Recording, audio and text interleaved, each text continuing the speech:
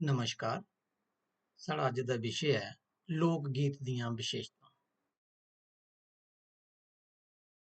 ये विशे BA Dogri second semester course है मल्टी डिसिप्लिनरी ते जिहदा नाम है डोगरी लोक साहित्य। ये सवाल दूए यूनिट दा है। आओ गल करचै लोक गीत दी विशेषताएं बारे। माह्नू ने हमेशा अपना मन परचाने ते पतेआने आस्तै हर मौके मुताबक गीत घड़े ते उंदे राहें अपनियां खुशियां मनाइयां ते कन्नै गै दुख दर्द सांझे कीते। अपनी इनें चेचगियें जां टकोह्दे कारण गै लोक गीतें हर पीढ़ी दा मनोरंजन कीता। लोक गीतें दियां किश विशेशतां जां टकोह्दां इस चाल्ली लभदियां न। जियां लोक गीत इक मौखिक परंपरा है। एह् संगीत ते लैऽ कन्नै युक्त होंदे न। इ'दे च प्रकृति दा चित्रण होंदा ऐ। इ'दे च सरल ते नरोए जीवन दी अभिव्यक्ति होंदी ऐ। नां जोड़ने दी प्रवृत्ति लभदी ऐ। लोक गीतें च समाज दा प्रतिबिंब होंदा ऐ। गीतें च सैह्जता होंदी ऐ। इतिहासिक तत्थ होंदे न ते रचनाकार अज्ञात रौंह्दा ऐ ते गीतें च स्वच्छंदता ते उपदेशात्मकता साफ लभदी ऐ। आओ गल करचै पैह्लें मौखिक परंपरा दी। लोक साहित्य दी पैह्ली ते खास गल्ल इ'यै ऐ जे एह् मूंह जबानी जुगें जुगांतर तक्कर सफर करदा ऐ। इस्सै करियै लोक गीत भी पता निं कदूं इक पीढ़ी दूई पीढ़ी गी सौंपदी आवा करदी ऐ। जन सधारण जनता दे मुहां राहें बास करदे होई एह् मौखिक परंपरा च गै जीवत रौंह्दे न, जींदे रौंह्दे न ते पलदे मठोंदे न। दूई विशेशता है संगीत ते लैऽ। संगीत ते लैऽ लोक गीतें दा इक जरूरी ते अनत्रुट हिस्सा ऐ। शब्द इ'नें गीतें दा शरीर ते लैऽ, सुर, ताल, भाव, आत्मा होंदे न। केईं लोक गीत सधारण संगीत ते केईं शास्त्रीय संगीत दी राग रागनियें च बी बज्झे दे मिलदे न। आखने दा भाव एह् ऐ जे जिसलै कोई गीत संगीत दी कसौटी पर खरा उतरदा ऐ ते उसलै गै ओह् लोक गीत दी संज्ञा धारण करदा ऐ। त्री विशेशता जीवन दी अभिव्यक्ति। लोक गीतें च मनुक्खी जीवन ते समाज दी सैह्ज अभिव्यक्ति होंदी ऐ। लोक जीवन च परिवारिक ते समाजिक जीवन शामल ऐ, जेह्दे तैह्त पूजा पाठ, नत्त व्रत, शुभ अशुभ, विश्वास अंधविश्वास ते दिन ध्यार, दुख सुख आदि औंदे न। लोक गीतें च उ'नें सारी चीजें कन्नै सरबंधत भावनाएं गी बड़े नरोए ढंगा कन्नै अभिव्यक्त कीते दा होंदा ऐ। चौथी विशेशता है समाज दा प्रतिबिंब। कुसै भी समाज च रौह्ने आह्ले लोकें दे रीति रिवाज, उंदियां आस्था, विश्वास, संस्कार, पूजा पाठ, नत्त व्रत, शुभ अशुभ, विश्वास अंधविश्वास ते दिन ध्यार, दुख सुख आदि दा चित्रण लोक गीतें च मिलदा ऐ।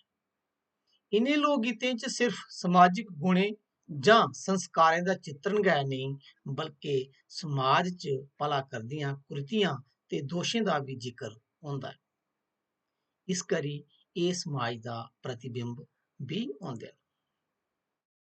पंजमी विशेशता है इतिहासिक। लोक गीत पुरानिक ते इतिहासिक तत्थें गी जिंदा रखने दा कम्म करदे न ते कन्नै कन्नै उंदा प्रचार प्रसार भी करदे न। पुरानिक चरित्रें दा जिकर मते सारे डोगरी लोक गीतें च मिलदा ऐ। पुरानिक ते इतिहासिक चरित्रें गी लेइयै रचे गेदे लोक गीत मते थाह्रें लभदे न। जि'यां ब्याह् दे मौके ब्याह् दे गीतें च मर्हाजै गी राम ते लाड़ी गी सीता दी संज्ञा देना जां फ्ही कुसै दे घर पुत्तर जम्मने उप्पर उसी कृष्ण ते उसदे बब्बै गी नंद बाबा आखियै बधाई देना। सस्सू गी कौशल्या ते सौह्रे गी दशरथ नांऽ देइयै लोक गीतें गी सोआरेआ जंदा ऐ। छेवीं विशेषता है अज्ञात रचेता। लोक गीतें दा कोई रचेता नहीं होंदा। एह् गल्ल मुमकिन नहीं की जे जेकर रचेता नहीं फिर रचदा कुण है। इस आस्तै लोक गीत दा रचेता हमेशा अज्ञात रौंह्दा है। ओह् गीत घड़ियै समाज दे सपुर्द करदा है ते कोई भी माह्नू जां समाज उस च किश भी जोड़ी जां मटाई सकदा है। इस्सै कारण लोक गीत गी कुसै व्यक्ति विशेष दी रचना नेईं आखेआ जाई सकदा। इंदा रचेता गुमनाम होंदा है। सतवीं विशेषता एह्दी ऐ उपदेशात्मकता। लोक गीत सिर्फ मनोरंजन गै नेईं करदे बल्कि मनुक्खी समाज च फैली दी रीति रिवाजें दे कन्नै कन्नै कवैतें दा बखान भी करदे न ते माह्नू गी गैं गैं उप्पर सिक्ख मत दिंदे बी लभदे न। इक नरोए समाज च रौंह्दे होए माह्नू गी केह् करना चाहिदा ऐ ते केह् नेईं, एह् सब लोक गीत उपदेश दिंदे लभदे न। अठमीं गल्ल ऐ सैह्जता। सैह्ज माह्नू दी अभिव्यक्ति असैह्ज कि'यां होई सकदी ऐ।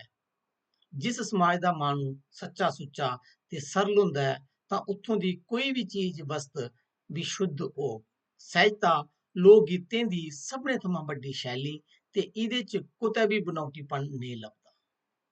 एह् लोक गीत सामूहिक चेतना ते लोक भावना पर आधारत होंदे न।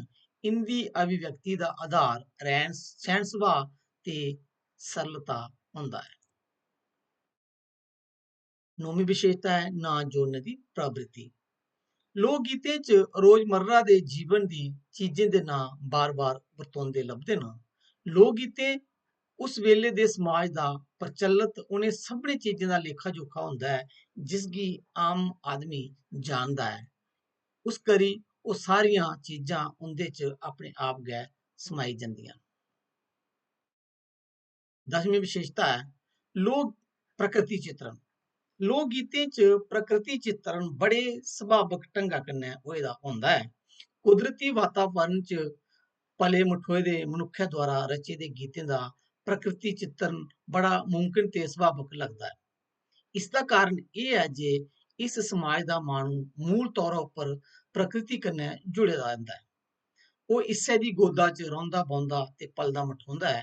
फ्ही इसदे गीतें च प्रकृति कि'यां बिसरी सकदी ऐ। स्वच्छंदता। लोक गीत साहित्यक गीतें आंगर घड़े तराशे नेईं गेदे होंदे। इंदा सुंब प्रकृति नाड़ुएं आंगर कुसै बी थाह्रै दा अपने आप मुहारा फुट्टी पौंदा ऐ। एह् छंदें ते भावें दी सौंगलें थमां मुक्त होंदे न। इंदा आधार मात्रा नेईं गीत प्रवाह ऐ अर्थात लोक गीत शास्त्री निजमें शा मुक्त होंदे न।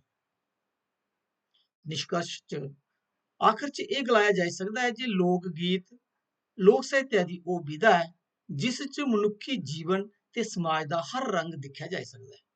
लोक गीत उ'नें जंगली फुल्लें आंगर न जेह्ड़े बगैर कुसै हैल पानी दित्ते दे कुतै बी उग्गी पौंदे न, खिड़ी पौंदे न ते अपने चपासम गी महकांदे न। लोक गीत जनमानस दी आत्मा दियां सैह् सभाएं उस्सरी दियां ते सुभावक अभिव्यक्तियां न जेह्ड़ियां आप मुहारियां लोक दे मनै च पलदियां मठोंदियां न ते उचरोंदियां सनोचदियां न।